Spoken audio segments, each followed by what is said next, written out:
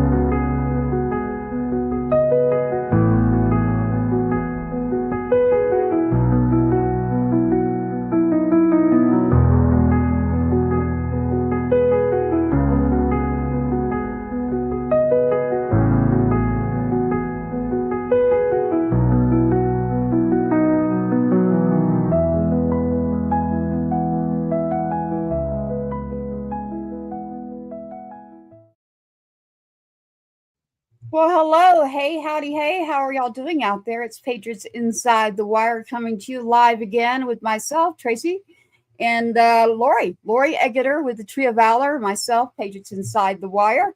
How are you doing over there, Lori? I'm doing great. How about yourself? It's busy. It's been a good thing. It is doing a lot in the community. We have Veterans Day approaching us, so holidays are coming around the corner. It stays pretty busy. I know that you are. And I have seen quite a bit going on with you, not your chair. I want to give a shout out about that. So we always love to see that. I'm the first person to send Lori a message when I see when I see things out there that I'm like, okay, the people that are working so hard only from our hearts. We don't get something from doing this, everyone. And then I'll touch base with Lori and say, Lori, heads up. She's like, I got it. So thank you for that, Lori. She's always a step ahead. And again, tonight with our guest that we have on, I'm very excited, actually. Lori Egerter, you found us another great guest, and he wants me to go by Hodgist. So, and I would rather, yeah, exactly. And we're going to be shouting out Lexi, of course. We have a surprise at the end when it comes to our music and what we're doing. And the guest, Lori, do you want to go ahead and speak a little, or just go ahead with the guest?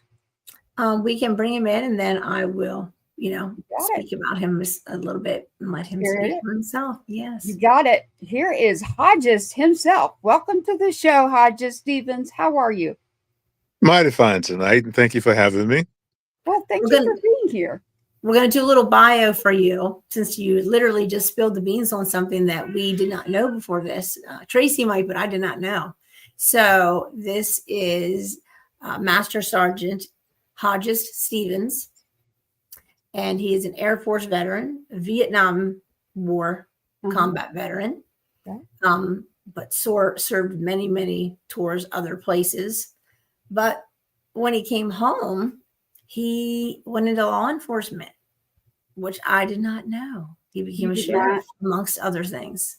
So I'm excited to hear his story. I love when we find out new things about people, even before the, like right during the show. Because we feel like we know a lot of the things before the show starts, but I didn't know that. So, and of course, he is the commander of the Guilford County DAV Chapter 20. DAV. I knew I was bringing that up, but guess what, Hodgist? What's Not that? to make you scared, but I was able to pull up quite a bit. But I'm going to let you tell your story, and that's only because I've been in publication news, not news, y'all. I'm not in the news. I have worked for publications back in the day. I'm not that old, but they didn't have Instagram and all these people out there that were doing interviews. So I actually have worked for newspapers. I have worked for different stations, radios. So I'm glad to have you. But I was able to find quite a bit, actually, and it's all great. Just so you know, there's only one thing you need to take care of out there, and I promise I won't tell anybody. Okay. I'm teasing you, by the way. I'm teasing you, sir. Welcome to the show. I just wanted to get you laid back. We're very laid back around here. And I say thank you for your service, number one. Well, thank you for saying that. Definitely. So what made you go to the Air Force? Say again? I said, what made you go into the Air Force? I think it came down to being a choice. You know, in 1968, Vietnam was hot and heavy. And I said, well, April, May of June of 68, I got an A1 classification each month. So at that point, I knew that I was hot. Mm. And I joined the Air Force.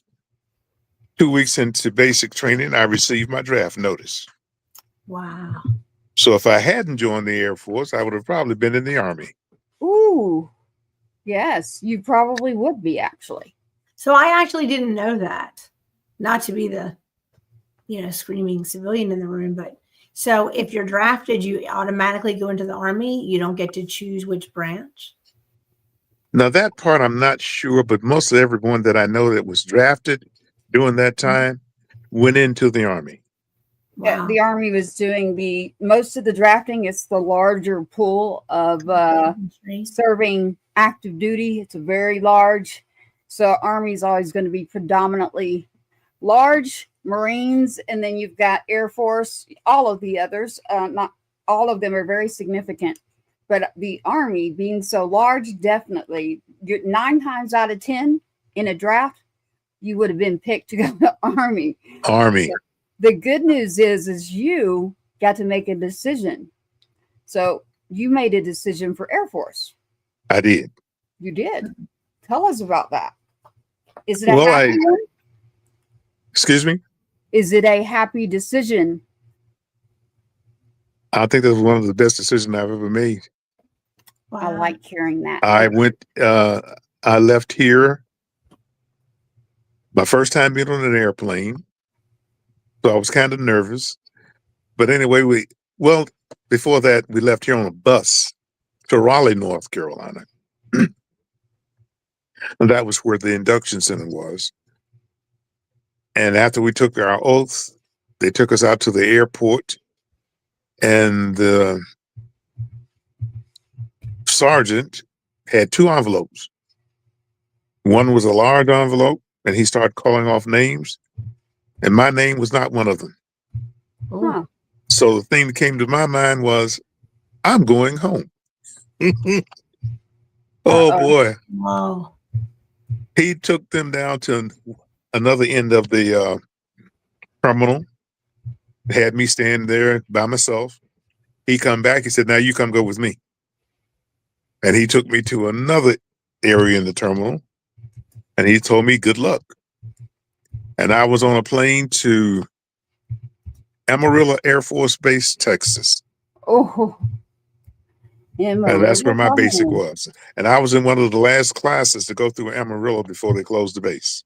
I was going to say that, yes, Amarillo has not been open for quite some time now. You are correct. Yes. Wow. You're just and when I talk to surprises.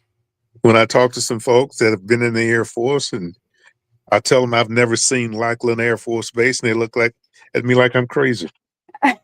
Where did you take basic at? I said Amarillo. Yeah. Well, where is that? That's northern Amarillo. Texas. Yeah, Texas is big, that's for sure. Most people think of Lackland. I actually had forgotten that there was one there in Amarillo. Yes. Yeah, there was. So you went into the Air Force, and then what happened from there? You end up in Texas. Well, like I said, I took my basic training in Amarillo. Mm-hmm. I left Amarillo and went to Barstow Air Force Base in Shreveport, Louisiana as a fire protection specialist. And while there, I was cross-trained into, at that time, it was called site development. Mm. And they sent me to Shepherd Air Force Base in Wichita Falls, Texas. I was there from August of 69 until January of 1970. And when I left Shepherd, I went to Pope Air Force Base, North Carolina, which is now Pope Field at Fort Bragg, North Carolina. Mm-hmm. And I was there until April of 71. April of 71, I was reassigned to Cam Bay, Republic, South Vietnam.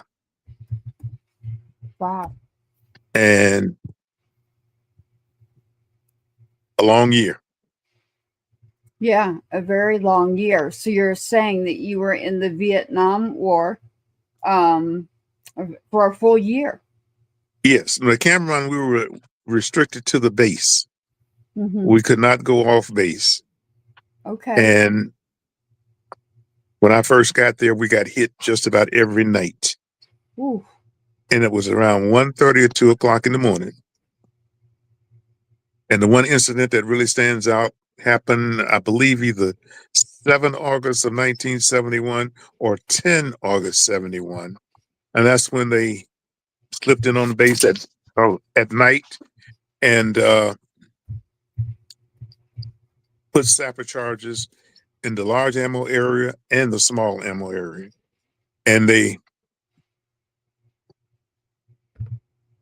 practically blew us up. Oh my. Every building on the Air Force side was damaged. Wow. From the concussion of the bombs that were going on. Mm-hmm. Wow. So did you lose people that day, I'm assuming? No, we did not. Really? No, when some of us got hurt, because when the second bomb went off, it blew all the lights out, all the electricity. We were pitch black. So you were running around trying to get dressed because you thought that they were going to come into the base, but they did not. And you probably ran into a wall or ran into another guy, and we were all trying to put our clothes on. And it was kind of hectic, very scary. Very. I mean, just the thought of it is scary. I have a person in my family that was in Vietnam, but as an MP. So what was your position? It's MOS, but some people out there may not know what I'm saying. When we use all these acronyms, they're like, what the heck are y'all talking about? Your MOS. Army is MOS. Air Force was AFSC. Well, there you go. and mine was 553. 553. Which means what? That at that time was site development. I think they changed the name to engineering assistant. Yes. Okay. Yes. And from Vietnam, I came back to the States. I went to Lockbourne Air Force Base outside of Columbus, Ohio. I stayed there for 2 years. From there, I went to Utapao, Thailand for 1 year, 74, 75. 75, I was reassigned to Little Rock Air Force Base, Little Rock, Arkansas. Ooh.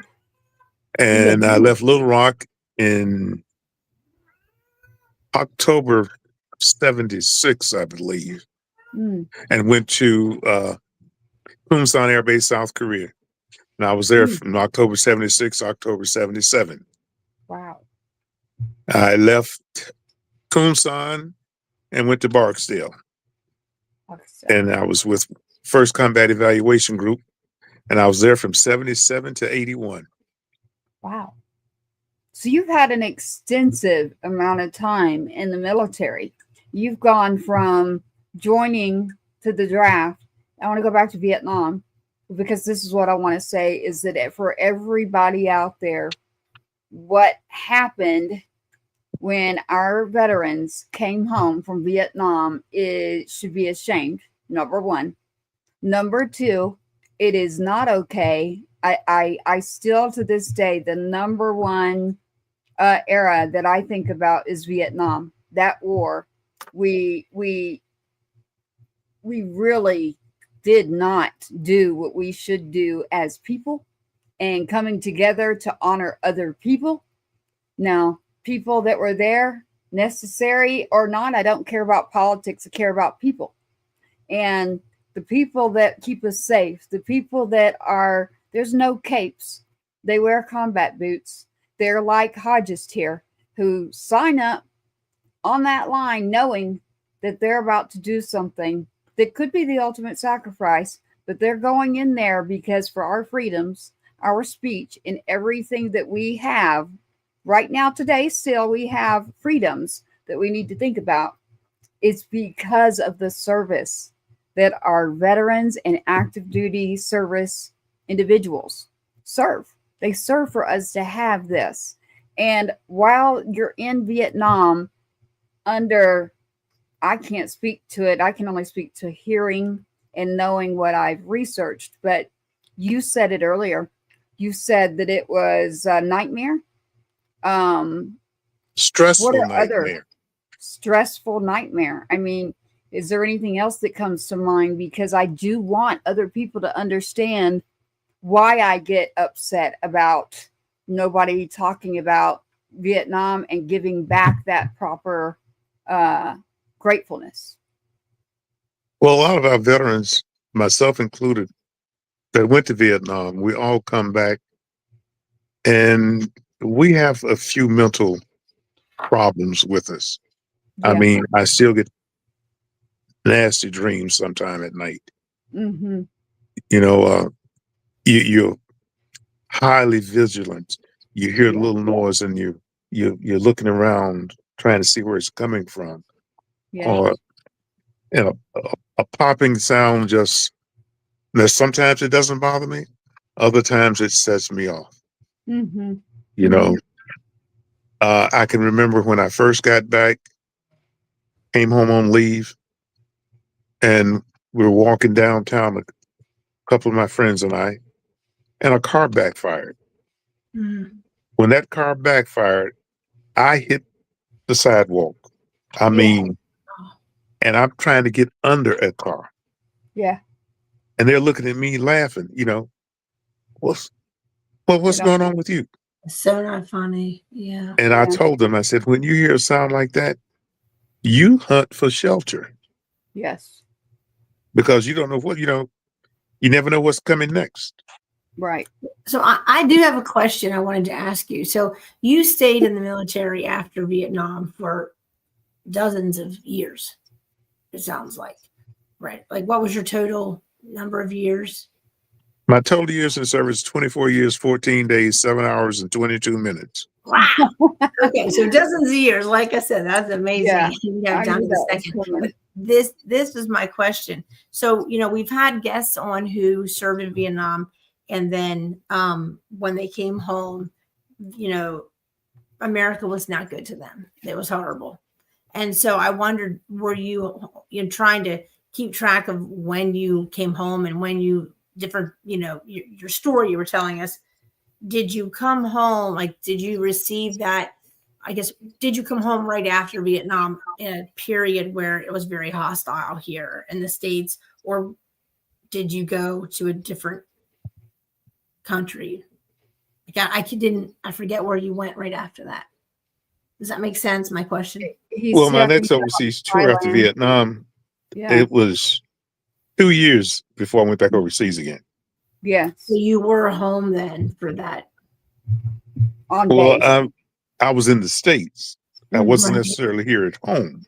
Yeah. Right. Meaning, though, I just wondered if, some Vietnam veterans, because they went to Vietnam and then that they served for those 2-4 years, and then they came right home, and then it was hell here. When you're not. Did you experience something after being in Vietnam around civilians where they did not appreciate the Vietnam era, is what she's asking you? Since you stayed in. Yeah. Did you experience that? Well, when I first got back, when we first came back and landed in California, we were told to take our uniforms off and put on civilian clothes, because when they bust us downtown to the terminal to fly back here to the East Coast, that we may be spit on. Yes. And it was like, it's a whole plane load of us. And what we were saying, if we got spit on and we're just coming back from Vietnam, it would be a war right there in that terminal. Uh-huh. And they told us, no, you can't do that. Yeah. And we were saying, well, they better not spit on us. Yeah. And I said, Even if we change into civilian clothes, we have the close haircuts. We have the clean shaven faces. You have a whole. They know we're not like them. Yeah. Especially at that time. Right. That clean shaven, the look that you're talking about, when you came home, you're talking about sort of that hippie era. So did you experience that yourself? Sounds like it. Well, when we got to the terminal, we didn't have any problems. Good. They tried to sell us, what's that? Some book they were trying to pass out, and we just kept walking. Yeah. Keep going. That's Yep. good. Good. We've been on the show here now quite some time with Patriots Inside the Wire. Everybody, you can go check that out on YouTube, by the way. Share it, get involved, go back to the stories on YouTube at Patriots Inside the Wire. And Hodgist here, I bet you know what Inside the Wire means. There's a reason that I chose Inside the Wire. Do you happen to know that? Inside the Wire. I don't know the reason, but I can think of a good one. He knows the good one. That's a really good one. And that really good reason is you want to be inside the wire. If you're outside that wire, you're in enemy territory, and That you're is in trouble. correct. Yes. It's So about that like is the when reason. my last overseas tour, I stayed in Korea 3 years. I was stationed at Suwon Air Base. I have been up to the DMZ. I've been across the bridge of no return. Oh. It's a 1-lane bridge stretching across the Han River. That bridge is wired. Just in case North Korea ever attacks South Korea, they're going to blow that bridge. You have a certain amount of time, if you are from the South, to get back across that bridge. Because if you don't, You're going heaven off help the you. bridge. Yeah. Yeah. That's a true Wow. story. Yeah. Wow. And you've lived these. These aren't just stories. These are personal. This is a personal information that you're giving us, that's your life. So again, I thank you, number one. Number two, I can't imagine. I can relate to something. There is something that I wanted to ask you. When my child, two-step, was in Iraq, he got to come home on July 4th. The kid loved July 4th all the way up until he got R&R. R&R is when you get a break from being in war overseas. I have never in my life seen that same look that I saw, knew that we had trouble when the fireworks started. As soon as those fireworks started, he looked like he was about to just pass out, fall out, just gave me a look, almost like he was a small child, and I knew he was in trouble. So and did I you go said, home? son, you okay? And he said, no, Mom, I'm not. We've got to go. I jumped in my car. It had to be 11 or 12 at night, and went as far as I could to find anything there was open. I can't tell you what's open at that hour, but we found somewhere, and I got him far, far away. But I will never forget it, because seeing that look on your kid's face is like, as a mother, you're like, you know that it's bad. You know that it's not good. And he's tough. And Hodgist, you're tough. But to watch that and witness it now it does it to me. There's something about being around it and in it that Yes. it's a whole new world. It's a whole different world that opened up for him, for me. He did not expect it. He opened up a lot to me. And being over there in Iraq, when you talk about, your whole base was ambushed, and at night constantly under attack. You are hyper vigilant. You're hyper aware of your surroundings. You're just you're ready to jump. You're ready to go. I don't know about back then, but I think we still have a lot of work to do when it comes to sending someone home on R&R, or even coming back home for a little while right after being in a war setting. And witnessing that as a parent was a whole different ball game for me and sent me on a mission. And that's where I met Lori. It's not okay. I wasn't okay. He wasn't okay. Nobody was okay. The job has to be done. But where are the people? Like, literally, where were the people? And I was like, we have got to do better than this. As a human being, we have to do better. And so I can relate. It wasn't until after I'd gone to Vietnam and come back that my dad and his brother, my uncle, opened up to me about things that they had gone through in World War II. Oh, yeah. My dad's brother was a prisoner of war for one day. Wow. My dad said when he saw him again, he didn't know who he was. Yeah. As long as I've known my uncle, his head was white. But my dad knew him when his hair was black. Oh, wow. But overnight, just being a prisoner of war in Germany turned his head white. Wow. And I've seen him go through some things. And you know, back in the day, the people would say, oh, he's a little shell shocked. But this was mental things that's going through his mind. But you never saw him complain about it. You never heard a complaint come out of his mouth about it. And he'd tell you, oh, I'll be all right. You know, the veterans from Hanoi Hilton, from Vietnam, that were in, like, I know one of them personally. And we went to the Citadel with the VFW, with the trees, and met a lot of them, listened to them speak. And I'll tell you what, you know, they thought whoever the, you know, professionals were at the time, thought that everybody who was in that kind of situation was a prisoner of war, that they were going to just be Looney Tunes. They thought they were going to have to be institutionalized.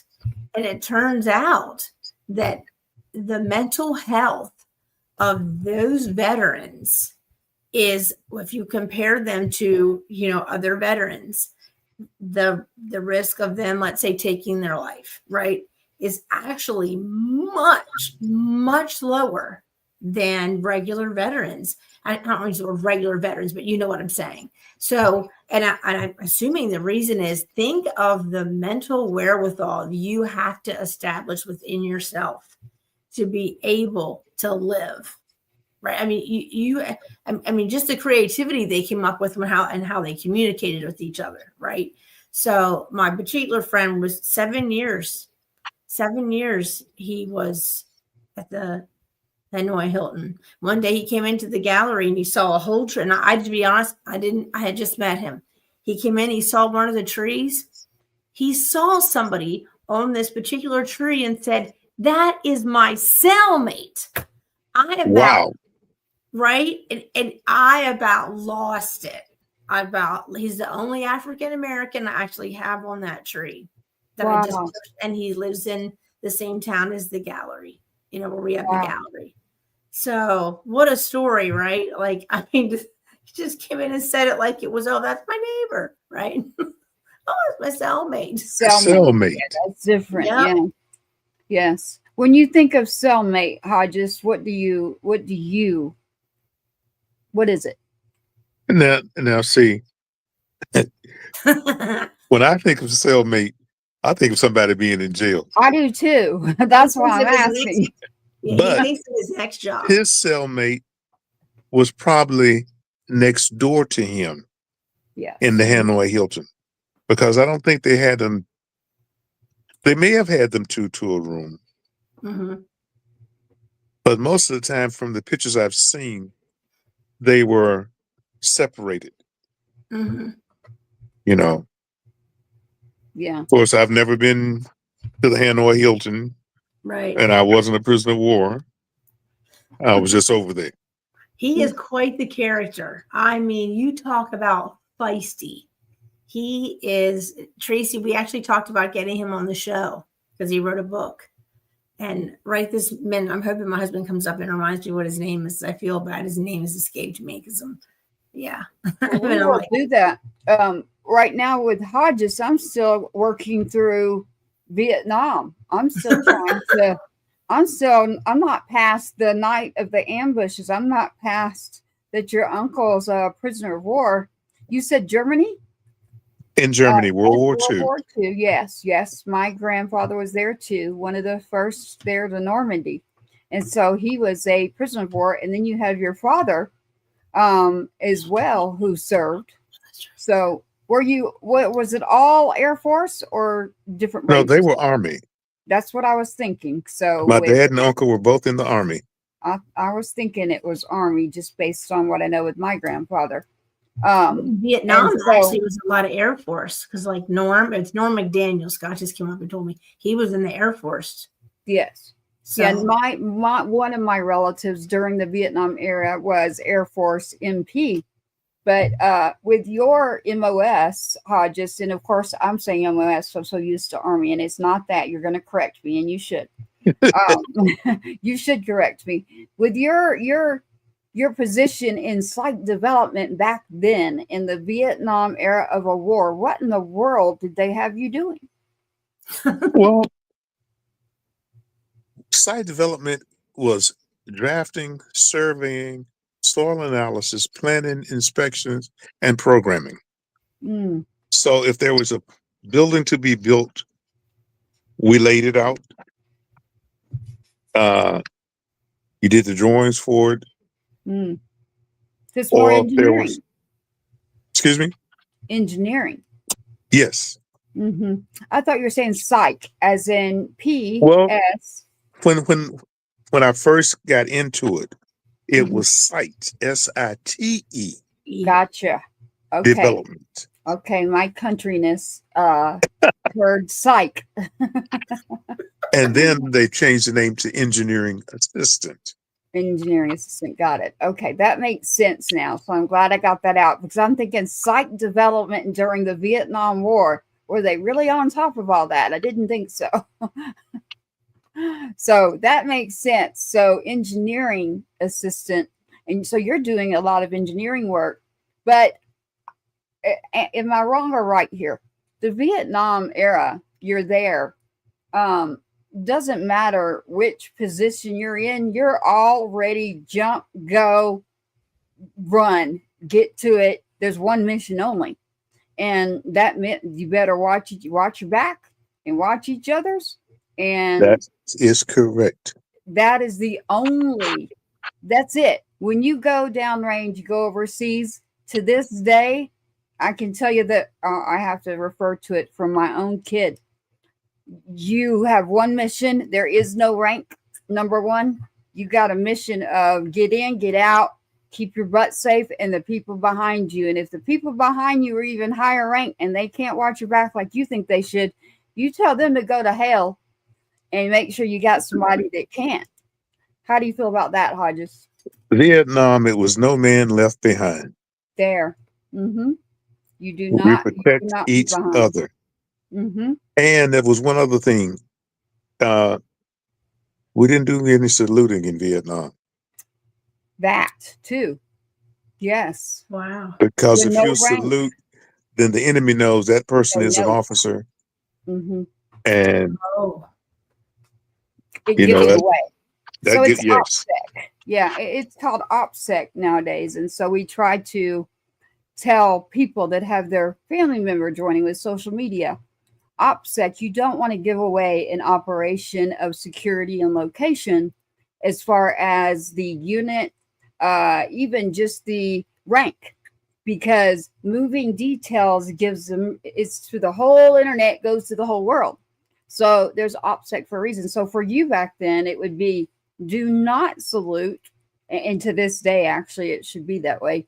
I can't answer it for you right now. I know that in Iraq, when they did it, when they were on home base in Iraq, but they were not, there was no rank. So when it came to the unit itself, no man left behind is very true. But the number one thing that set in was there is no rank. There is all of us as a unit, and it's totally different from being at home on base. So once you go over and you're in the middle of a war, there isn't a rank. It doesn't mean you don't follow orders, but it means you got a lot more say. You've got to use a lot more of your own common sense, street sense, the skills that you have, and you're watching your back. You're staying alive and you're keeping each other alive is what you're doing. So if you've got someone there with the hierarchy of rank that wants to stop and wait a minute, hold up, we need to do this. No, there's not a second to hold up. So no rank, the no saluting when you're out. That's very true. Can you think of something else too, Hodgist, that would refer back to that? Well, in Vietnam, we did have rank now. Yes. But we just didn't do any saluting out in the open. Right. Yes, You know. you still at rank. Mm-hmm. Now, if you were out on a mission and you had rank, you have orders and different people that have their job, their mission, they carry that through. But if you're in the middle of something that's a high attack, like you're describing, you cannot have someone that has rank step over and say, no, do this or something. When you're in the middle of something, You're too busy for all of that. you're there is no time for rank. That is the whole point, is there is no time. The time you have is to get the job done. Exactly. Yeah. Or you won't come home. And that is exactly what I was being told, was this is how it works. And so it was quite interesting to hear it from a different, number one, it being your kid and someone who isn't even old enough to drink a beer yet. But, here they are in the middle of explaining, stories that I never would have gotten. And it's because of July 4th. I don't think that I would have ever heard the stories that I got to hear. But it is because of that loud noise, that pop that went off. It turned something on and off both at the same time. So What it is when you're in a place like that, you're not expecting it. Mm-hmm. And then when you hear it, it catches you by surprise. Mm-hmm. Now, in Vietnam, I expected to hear a pop at any minute or any hour of the day. Yeah. Because you're in a war zone. Mm-hmm. If you hear that pop, it's not you. Right. So how did that affect you when you were a police officer, when you were a sheriff? Because you came home, you said, and I kind of wanted you to go into that story because I feel like it's important, because a lot of people come home and they have trouble transitioning.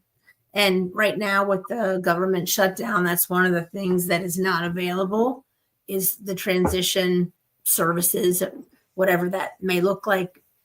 There isn't one. So you had shared a little bit about how you came home, and I really was anxious for you to talk about that. Well, when I came home, what I really wanted to do was be an inspector.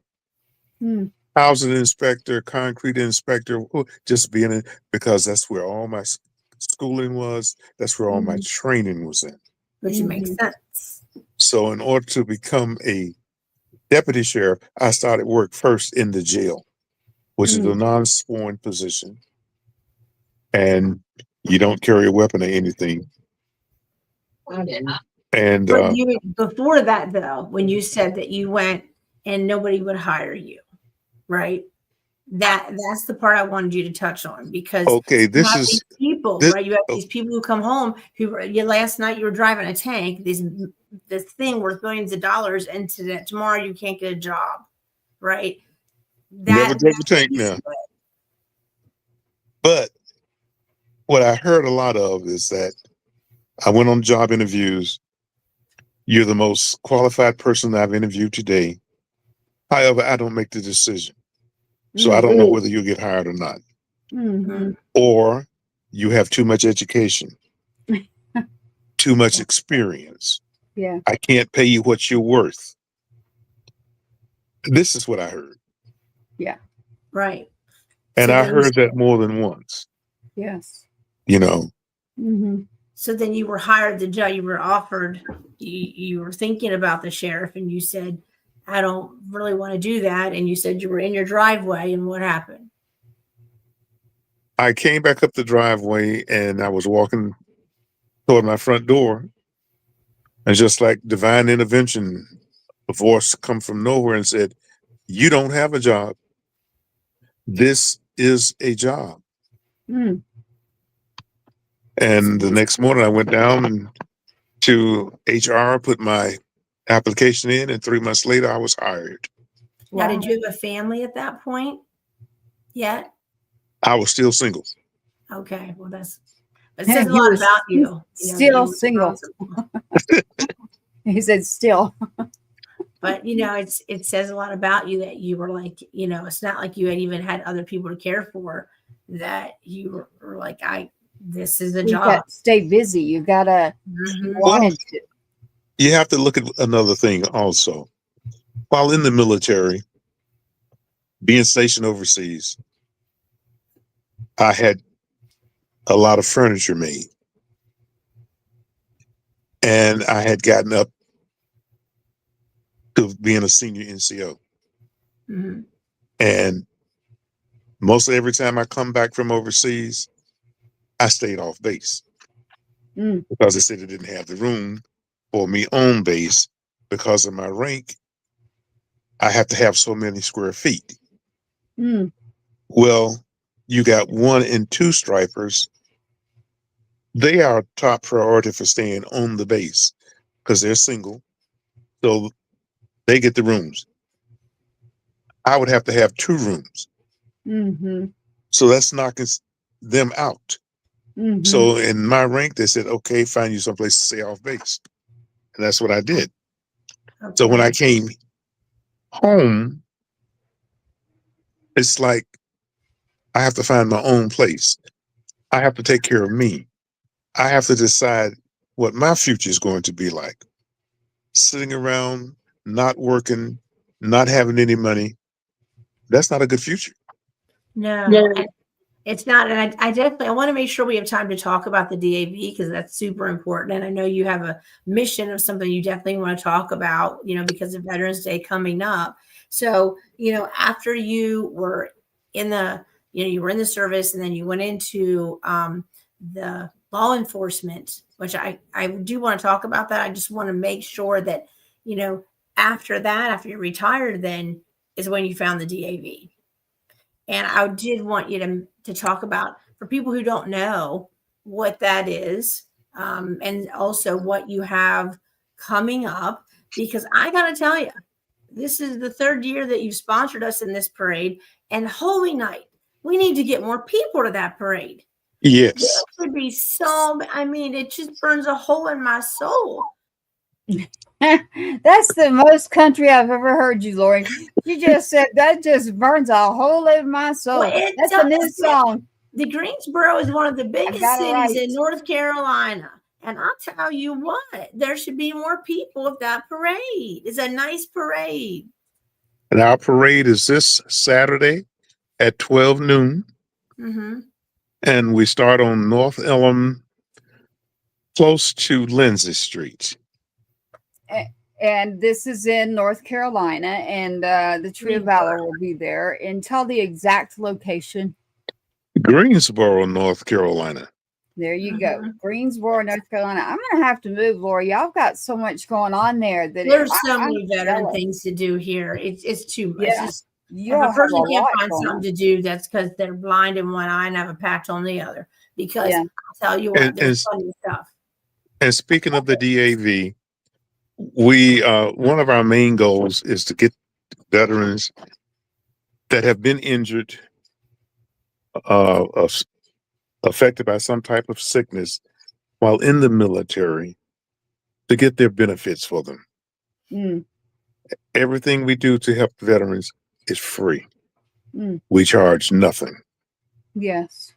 We do fundraisers, and that's what keep our chapter going. I love that. I'll have to be in touch with you to figure out who's near me. But with that DAV, I have a question for you. This is what I run into all the time. So with the Sergeant Two-Step Foundation that we have a lot of programs for siblings and the parents. because not everybody's married. When you join, you're usually young. You go in, and if you don't come home, you've got little brothers and sisters at home and a mom and a dad or just a parent that now is not okay. So where is the department like the DAV that those siblings or the parent when they're not okay? Where's that? Oh, the DAV is basically for the veteran. Yes. And I'm curious if the veteran's gone and you have the family still, because there is a lot of veterans programs, even for the families of a veteran when they're married. But if you're a kid that goes in and you've got brothers and sisters and parents, there's just not anything out there. Have you heard of something that is out there focused on the siblings, the parents, when their kid does not return home? So when you no longer have a veteran, right offhand, I haven't. I don't fit anywhere. There isn't anywhere to fit. I don't fit with the DAV. I don't fit with the actual base anymore. I don't fit with the unit. You don't know where to go. So we got a big hole that I fell into that we're trying to figure out, what do we do? Oh. And I'm not putting it all on you, right, but that is always wants to know. That's the Sergeant Two-Step Foundation, the programs for the siblings, whether they want, it's a scholarship and it could be a small amount, but just something for these kids that are brothers and sisters, the parents that may not be doing okay. They probably need some counseling, or, music helps in a lot of areas. So a lot of community gathering. And I believe that, I might be mistaken, but I believe the American Legion kind of picks up in that area. Okay, I'll look. But so far, I'm going to tell you that's a no. That's a no. That's a no. We haven't had the American Legion on, so we've had the VFW, the DAV. We'll have to ask. That's something we need to check into. I will say that the DAV, I feel so bad I cannot remember what chapter they are, but they were in Wilmington. They sponsored Lexi to come to Wilmington, and they wanted her, from her Make-A-Wish, she got this all-terrain chair that goes into the ocean, or you can use it for hiking. And they knew that her dad was getting this shoulder surgery, and that it's very difficult. Like, you have to be strong to go out into the ocean, right? I mean, you really do. Because as my husband said, you could lose her in seconds if that chair topples over. You're not going to be able to control, as me by myself, her in the waves. And I'll tell you what, we went down there and we went over to Wilmington. They met her at the car. They gave her flowers. They paid for the room and the gas and food. And she had the greatest time. They took her down to the beach so that I was in the water, I was in the water, but two of the veterans, two of the DAV members took her out in this chair. I wish I would have put the video on, sent you that video. It was so great.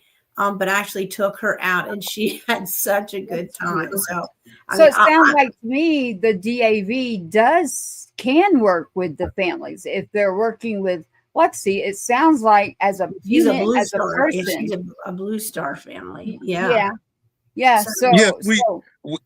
have something that we partnered with Golden Corral for Camp Corral, where we send kids to summer camp. I like food too. I knew what you were thinking, that Golden Corral. The rolls. So Camp Corral is what you have. Camp Corral. Okay. Yes. And so that's good to hear. I'm glad to hear this. So I want to know more about the DAV, and I'm going to look into more into the future. I have a picture here that I was able to pull up. I want to ask you about that. So before I even knew anything, I could not get a hold of Lori. but I was able to do some research, and this was the very first picture that came up. So for anyone out there that's tuning in, you need to go to Patriots Inside The Wire, Patriots Inside The Wire YouTube, patriotsinsidethewire.com will give you that information. But Patriots Inside The Wire, I'm showing a picture here.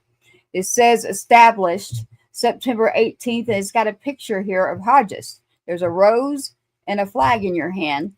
What was that? That was at the Field of Honor in Kernersville.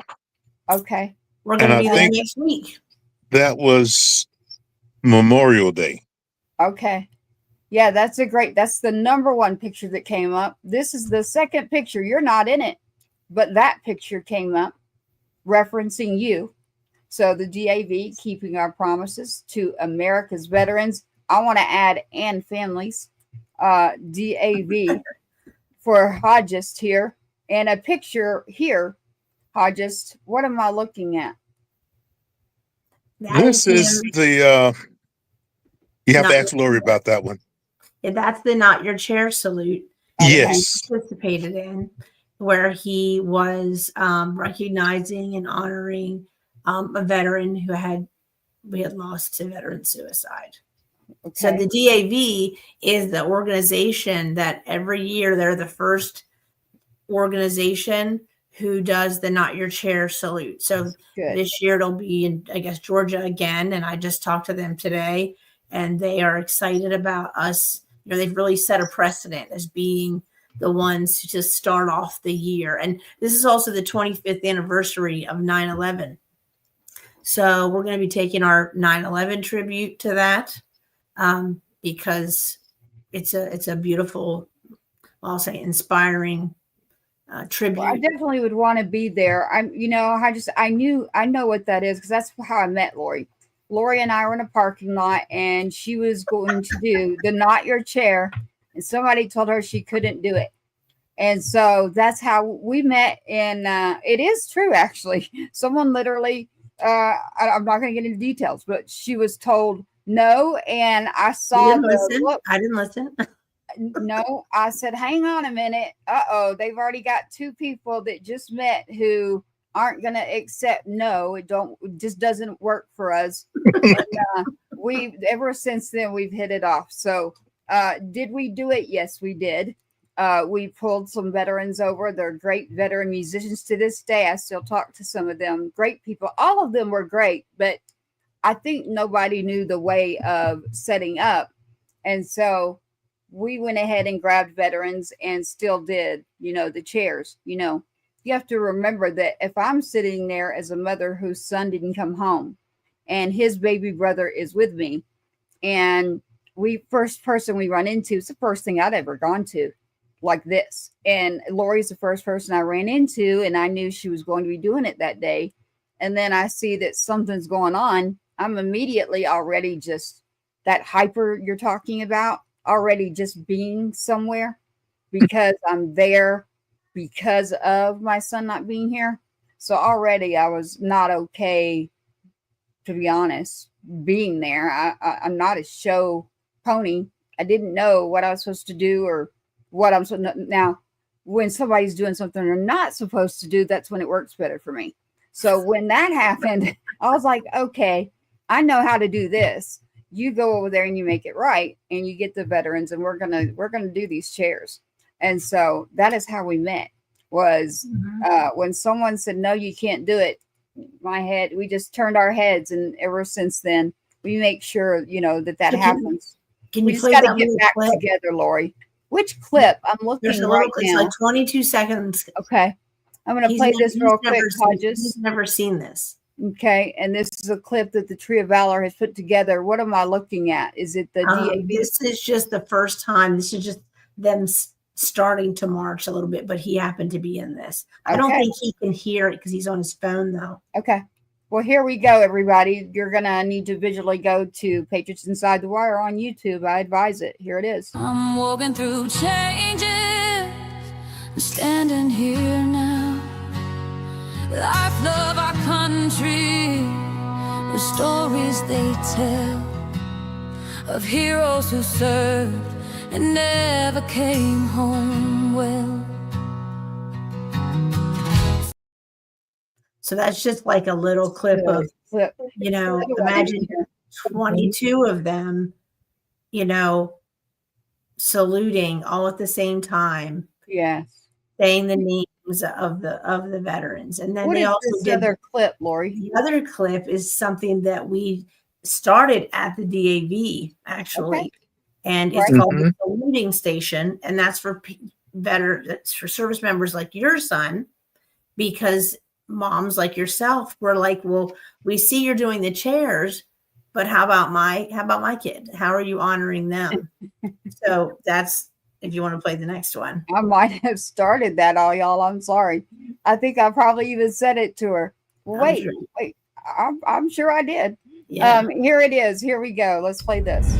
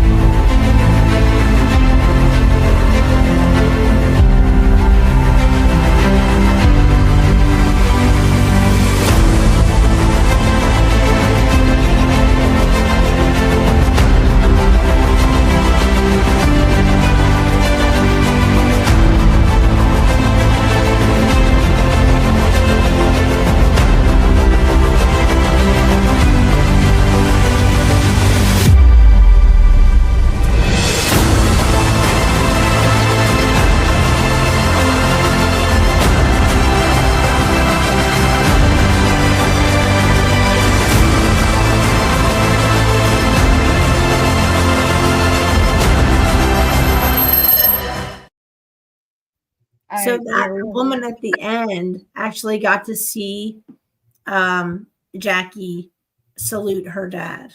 Aww. So that was really special to her. So most definitely. I see you out there, Brittany. Thank you for enjoying, and Emily as well. Hello to you. We have some guests tuning in here. Thank you for tuning in. Check out the YouTube channel, Patriots Inside The Wire. Hello to you as well. I had asked Hodgist a very difficult question. I ask everybody. And so it was, well, if I'm not a veteran and I'm not Lori mentioned Blue Star. So some people who are listening don't even know what that is. Blue Star means that you have a son who's still here, who was serving, and now he's a veteran. And she's a Blue Star mother. And then when you have someone else whose kid did not come home when they were active duty, so they're in the military, and they knock on your door just like the movies, and they don't come home. That's me. So then they call us Gold Star. That's correct. So, yes. And so unfortunately, that's I get tangled. This is why Lori wants me to do my own show. I do much better at doing your show, Hodgist, than doing my show. So I want to focus on the DAV and what the DAV is doing. And I want to ask a question. Would the DAV allow a Gold Star mother to come participate in things? In the parade? Anything. Of course. Yes. Okay, good. Nice. And actually every time I go and I do an event with the DAV, I bring a Gold Star mom with me. Well, you've never brought me.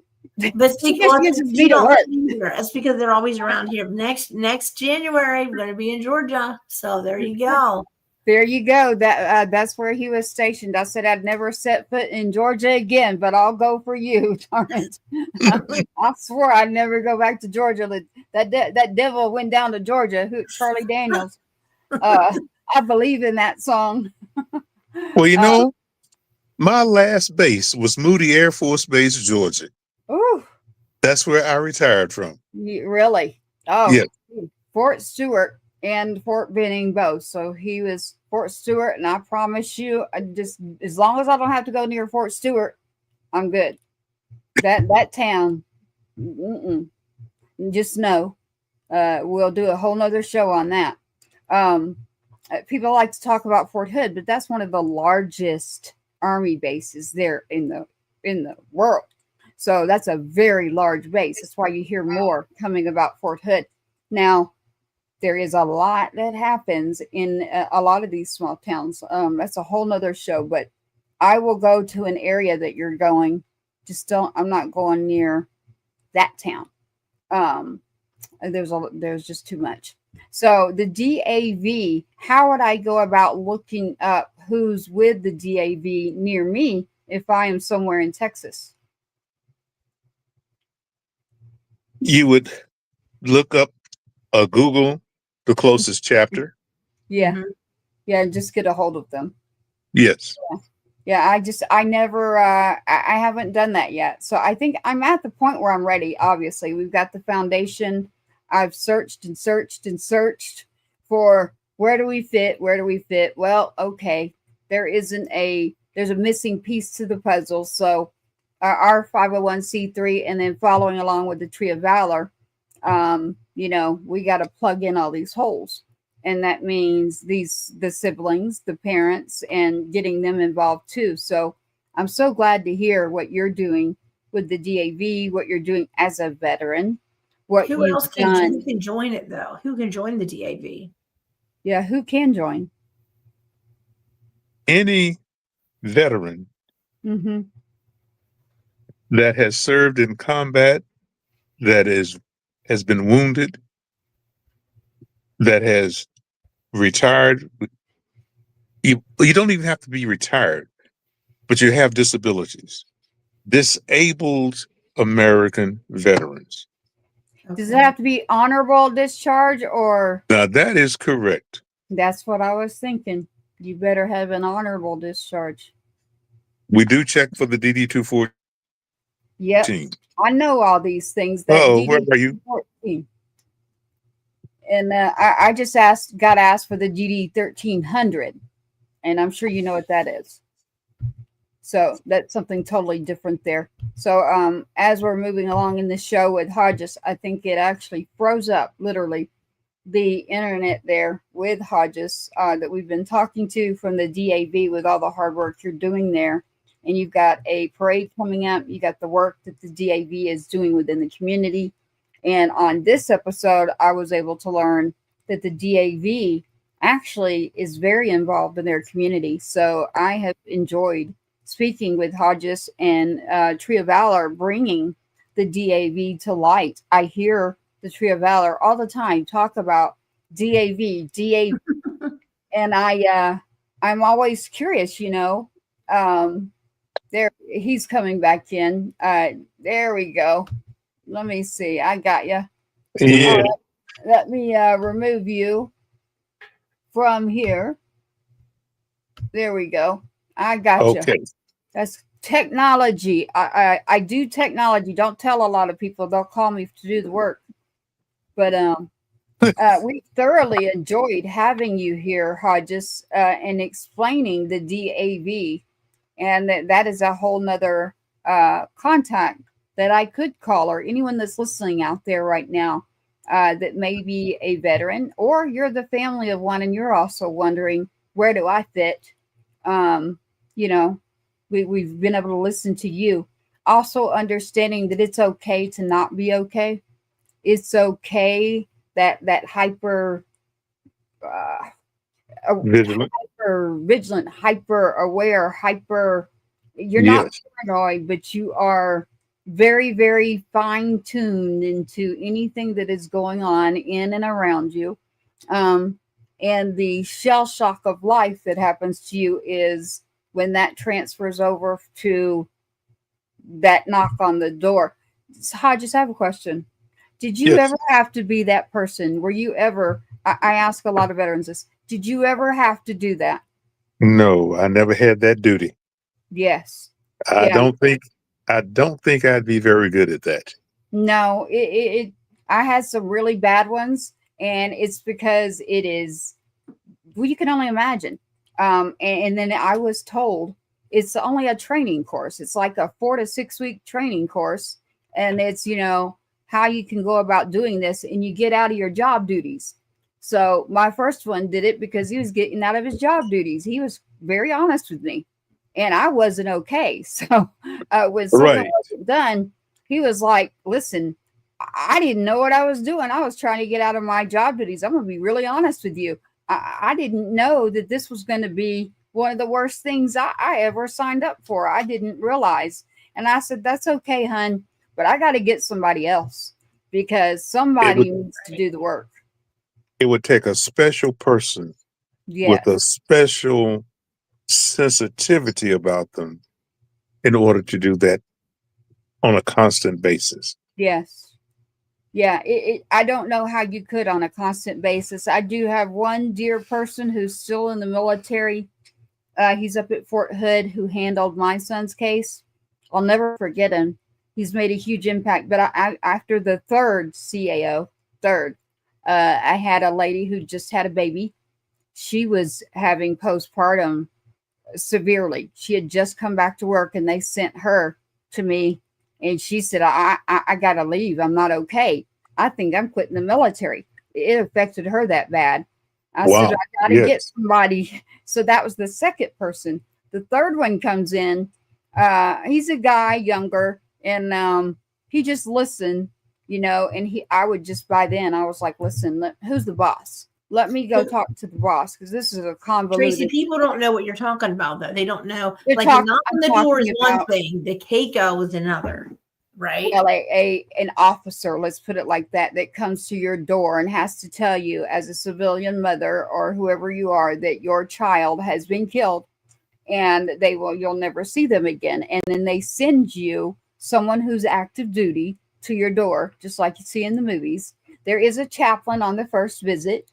After that, it's just the person that works with you through your case, and it's called the line of duty investigation. It doesn't matter how you're killed. It doesn't matter why you're gone. There's always a line of duty investigation in the military. So the military does an investigation no matter what, whether it's good or bad, because I know I'm going to get hit with that one from somebody. Listen, there's good and bad everywhere.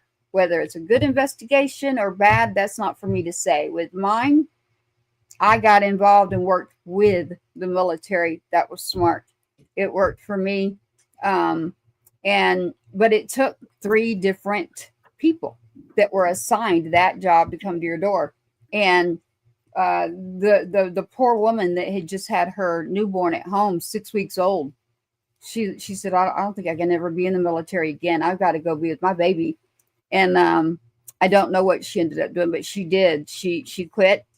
I had 2. They literally, this is too much. I can't do it. They couldn't do it. They expected something different. And then you got to remember, as a civilian person who was active anyway, I had a nonprofit back then too. I already knew his colonel. I knew other people. I was very, very active in getting in touch with media, getting in touch with the base. And you weren't coming to someone's door who didn't know the name of a colonel and had his cell phone number and had already called him. So the good news is there's good people out there. The bad news is there's also bad people out there. So one day we will tell his story. Let me add one thing to this. Mm-hmm. Not just the parents. There are spouses that get notified also. Oh, well, yes. And so not just women, men. Yes. Right. And so, because now we have a fighting force that includes both men and women. Yes. Right. You're right. And bad things could happen to either one. Yes. Mm-hmm. And they do actually happen. Yes. And the reason I always say parent and siblings is because I always hear about wives, husbands. That's the first thing people think of. And they never think about how young they are when they join. I'm like, you got to stop and think a minute. A lot of these kids are going in after high school. So they're not old enough to drink. And they got sent to war. So do they still contact the parents if you're married? Yes. Excuse me? If someone is, passes in wartime, in the service, and you're married, I just wonder, do they just tell the spouse, or do they also tell the parents? They tell both. Both. So usually you get assigned an officer for each. So you'll get if they're married, they'll get assigned an officer. If you're not, you'll get assigned an officer as the mother or father. So now you've got multiple officers working on one case, and it's case by case.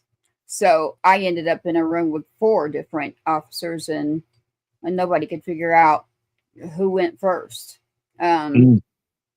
It's very, very convoluted if you have a situation where, mother and father aren't together anymore. There's a lot of cases out there. There's a lot of things nowadays, and that's a whole nother show. We'll discuss that on a different show. I just was curious because you've been talking Yes. about it for a while, so I just Yes, you know the reason that I bring up parents and siblings is because I can tell you about 1,000 wives and husbands groups and veterans groups, but I can't tell you about 1,000 ones that are saying siblings. And what about the mom? Is she okay? Because I'm gonna tell you, no, they're not okay. I'm not okay, but I can tell you that many of the moms that you've come across too, Lori, you know that they're not okay, and they're not okay because they're saying, who's thinking about my kid? Maybe this is a good time to wind it back to him and say, you're hearing this mom who clearly, is really passionate about this, that maybe you can take this conversation, Hodgist, and go back to your other DAV members and say, this is a need that maybe we didn't know about, right? Tracy has this odd way of connecting with every single guest I bring on here. And so it would be fantastic if the DAV would grab this by the horns and say, listen, this is the group that nobody really ever thinks about, And the reason that I know this is very true is you even think about, everybody knows about the 13 from Kabul that passed away, right, from Afghanistan. And so often, I'm sure Tracy can say this is true, when a service member passes, the parents become so consumed with grief that sometimes their other children kind of get left in the dust. And not intentionally, of course. They don't make it. I still remember that one of the moms of the 13, that her son passed away. And less than a year later, her other son, he was, he wasn't a teenager, but he was still young. And he took his life. And she felt so much guilt over that. She said, I never saw my children's pain because I was so, and there's nothing against her. My God, none of us can speculate what that feels like. But just saying that Tracy's right. And it is a hole that she's always looking. It's like a plate at the table that never gets food on it. So maybe you can take this need back to the DAV and say, listen, this is a group, whether it's, in whatever form or fashion you would want to take, bring it to them, to say, maybe we could think of a way to help them.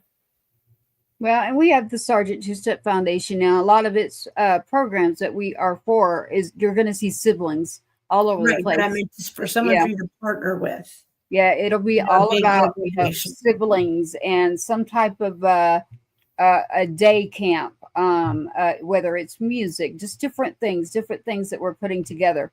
So Sergeant Two-Step Foundation, that's the number 2. You don't spell two-step. That's a 2, STEP. You don't spell two-step. Sergeant SGT Two-Step Foundation.org. We keep the beat of the brave alive, and that means the brother, the sisters. I'll use myself as an example. My younger son that Lori got to meet. Not only did I feel out of place, she noticed that my own child that was sitting there, no one came up, no one, nothing. He's sitting there too, and I'm trying to literally set up over there, and looking back on it, he's sitting over there by himself, not. Nobody knows, it's not like you walk in and say, attention. Nobody's thinking that way. They're thinking of honoring the veterans and the ones that are not here, but they're not thinking about the brother that's sitting over there or the parent. I can't remember Cash even being walked up to at all, except for Lori. So I grabbed him and I said, come on over here. It was the first thing we had gone to.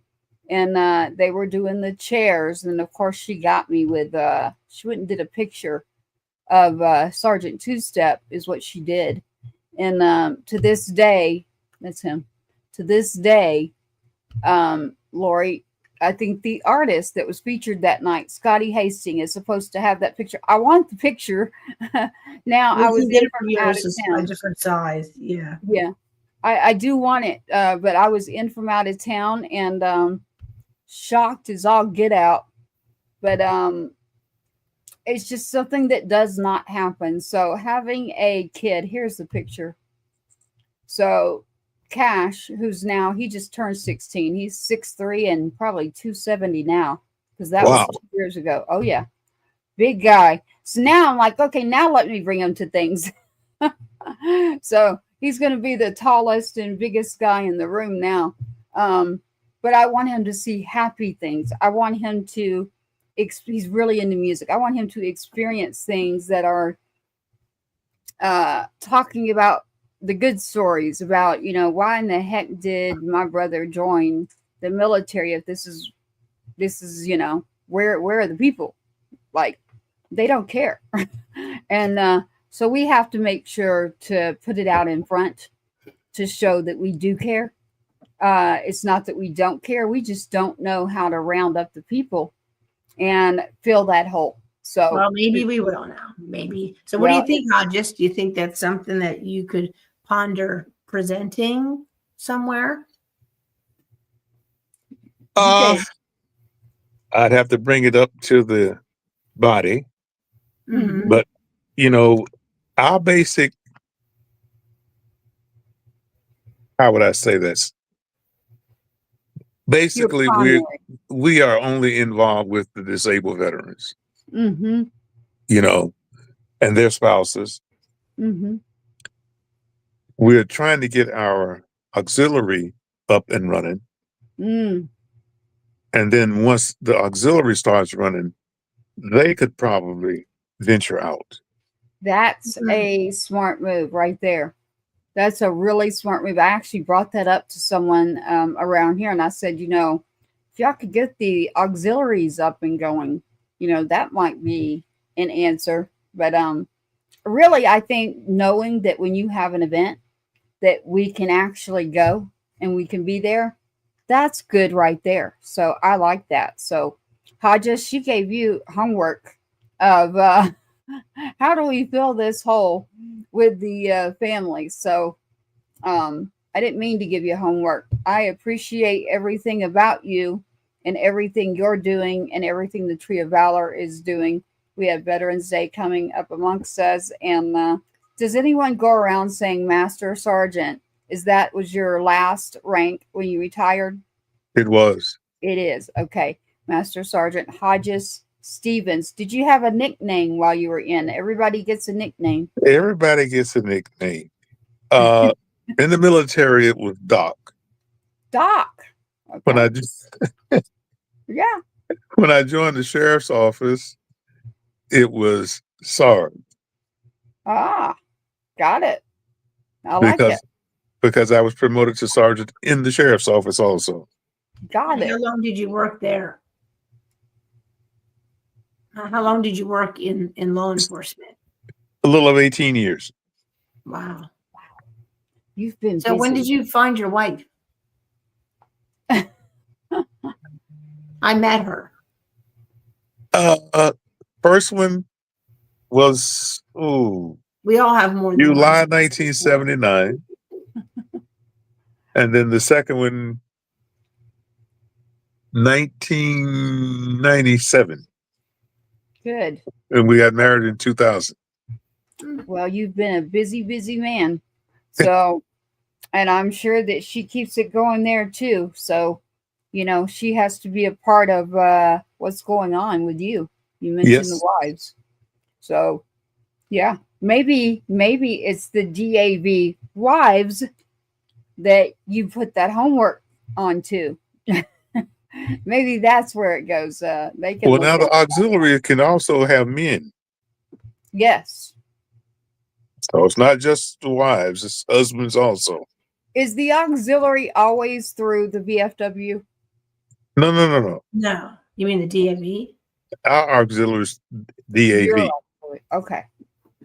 Okay, good. VFW has their own. American Legion has their own. Everybody has their own. Okay. Well, I would love to know more about that. So when you can, and I'd love to figure that out. I'd love to know if there's a DAV by me and You if just they're have to trying to get Google an it. auxiliary. You just Yeah. they all have one, so you just put in your zip code, Mhm. and then that's how you find it. Mhm. I just know that because I did it today. I'm sure wherever you are, there is a DAV chapter somewhere close by. Okay. I will have to take a look. Texas is very, very big. There's got to be one. You got that right. Yeah. Yeah. I go back to Tennessee a lot. I go back home a lot where he was born and I grew up. But I'll have to check that out. We're Well, coming to a close. Go ahead. At our national convention, there was a space there for Texas. So I know Really? Texas do have some. Was that in Ohio? Excuse me? No. Was it in, where was that at? What state? It was in The Arizona. last national convention we had was in Las Vegas, Nevada. Oh, that was in Okay. Arizona. When does Isn't that this come year's up? Florida? That's usually in August. Oh, okay. I swear that I just had someone literally from the DAV, a convention. That was a phone call. Just a veteran happened to attend and started talking about my homework I gave you, and put a person on the phone. They'd had a little bit to drink though. That I said, y'all might want to call me tomorrow and we'll talk more about it. But they were at the convention. So there's a convention that happens once a year in August. And so everybody out there, look up your DAV and try to get involved with them there if you're a veteran. It depends on which side of the coin you're on here, because the department with the DAV is focusing on our veterans in need, our veterans that are in need, whether it be, now I'm going to ask this, Hodgist, whether it be physically or whether it is psychological and you need help, you can go to the DAV for both. The DAV helps with putting in claims. We also help with transporting our veterans to their medical appointments. We do partner with Golden Corral for Just Be Kids. We do fundraising during Breast Awareness Month. We also do fundraising for the chapter. Wow. And we try to help out our veterans that are in need around Thanksgiving and around Christmas time. Well, I'm going to look it up, and I hope everyone else out there does too. That's the DAV with tonight. Our guest, Air Force veteran, Master Sergeant Hodgist Stephens, is with us tonight, not only serving as a veteran in the Vietnam War era. We talked about Thailand. We talked about multiple locations. We talked about World War II. Your uncle, a prisoner of war. Your father serving in World War II. Talking about you working at the jail, going in and working as a sergeant and the sheriff's department, and then now all of your work with the DAV, and now the DAVs have auxiliaries that are being put together. So that is something that for all of you out there to try to look into, who are going to ask me about the missing puzzle piece. This is a piece of the puzzle that we will dig open and find some more on that. Do you have something else you would like to say, sir, before we close up? Yes. Do it. When I was notified about this, I was told 15 minutes. That wasn't me, though. That wasn't me. Who told you that? No, that wasn't me. That's when we thought we were going to mix you in with a bunch of people. And then when I called I've never had a call with you, Hodgist. So no, that's why last night he said an hour. I'm going to fill a whole hour. I don't know if I more than an hour. I said, trust me. You have so much information, sir. I don't think you realize how much information that you have, that you've given to not just veterans, but the families, the brothers, the mothers. You gave more information in this show than someone who's writing books and trying to get their information out. You gave a lot of information to a lot of people out there. So whoever said 15 minutes, it wasn't this one. It wasn't Tracy because I haven't been on a It phone wasn't call. this one either. It wasn't this one. Yeah. Okay. So Hodges, I apologize for that. Here's the good news. You have so much information and good information that we're at an hour and 24 minutes. I was looking at it too. And I'm going, my goodness, you are full of knowledge and experience. And so I appreciate you. And I say thank you to you. We close up the show always by doing our song. And for you, your song is Red, White, and You. So you have a song called Red, White, and You that I'll do. And then we'll be closing up because I'm feeling it too, Hodges. I feel like I got to get up. So Red, White, and You. Before we close up, I'd like to say one thing. Okay. I'd like to give a shout out to all of my partners that was in 554 CES Red Horse. Oh, say that one more time. Say that one more time. 554 CES Red Horse. Poonsan Air Base, South Korea. Because you never know. You never know who's going to hear it. 7677. Wow. You got it. I like No one's ever done that. Thank you so much. I love that. I like that he did it today. And I thank you. Today, the word hellhounds came out. And my youngest, he looked at me and he said, "What in the world?" And I said, that was the name of the unit. That's the unit name. It's hellhounds. So he said Red Horse. I immediately clued in on that. I have thoroughly enjoyed having you on here, Hodges. I don't know. You make me smile about who you are. So thank you for that. Here is Red, White, and You, just for you, Hodges. Thank you for your service, for all those who serve and have served in your families. Thank you is not enough, but we are grateful. And I have to look up and say thank you to the big man for myself. So whatever works for everybody else, that's you. But I know what works for me. And so that's where I go. So Red, White, and You is here for you right now, Hodges.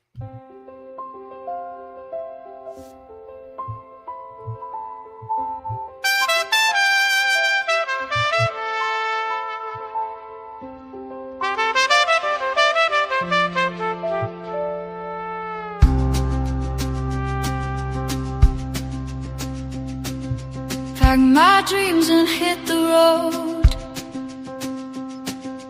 Every town a new zip code. From sea to shining view, I'm singing red, white, and you.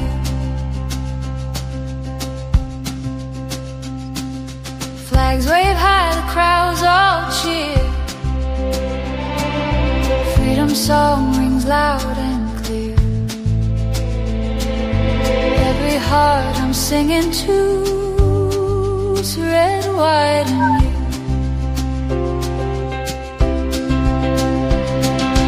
From the mountains to the shore, love this land forevermore. Every note, every view flies red, white, and you.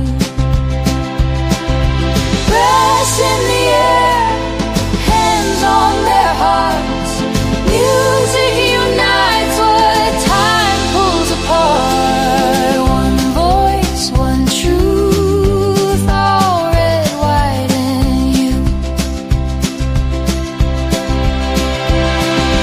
From the skies to avenue, heroes stand, the dream comes through. I'll keep singing, see it through. All red, white, and you. Red, white, and you. Red, white, and you. Red, white, and you. Red, white, and you.